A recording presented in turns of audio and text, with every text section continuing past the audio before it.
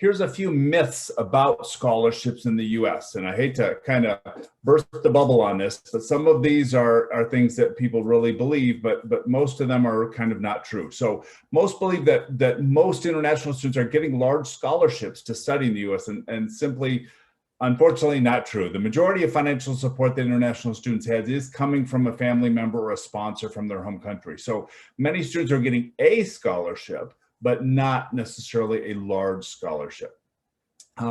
Another one, educational loans are available in the US. Again, unfortunately, they're not typically available. Only if you're a US citizen, or if you're international and you have a US citizen who is willing to sign, like be a co-signer on a loan, but they can be really high interest rate loans when you do that. So generally speaking, again, these are not available to international students. Here's one that's partially true, and that's I can work in the US to help pay my expenses. So it is partially true. On an F1 student visa, you're allowed to work up to 20 hours a week, but that is on campus only. You can't just go work at the local McDonald's. You have to work on campus. But just keep in mind that 20 hours a week, you're not going to make enough money really to pay your bills, your college bills. You're probably going to just make enough for your general spending money. And that's what most international students do. They're working just to have that extra, money in their pocket to buy a pair of jeans or to buy your personal health supplies, your shampoo, your soap, things like that.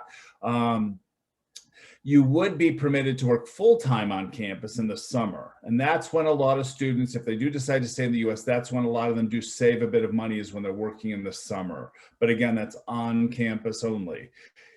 So the last myth that I wanted to talk about is that full tuition or full ride scholarships are very common. Well, obviously from the first one that I said, where large scholarships are not generally available, again, full tuition, full rides are also not very often available. There are occasionally some out there, or a school might just have one to offer or two, but generally speaking, they're pretty rare. So it's okay to ask the question, but please know that it's not very common that you would have that large of an award available. Or if it is, like I said, there's only a couple available, or it's a high competition to be able to get one of them. And I will actually mention at some point something we have at Hope College that is full tuition, but it is highly competitive to get it. And so I'll talk about that later.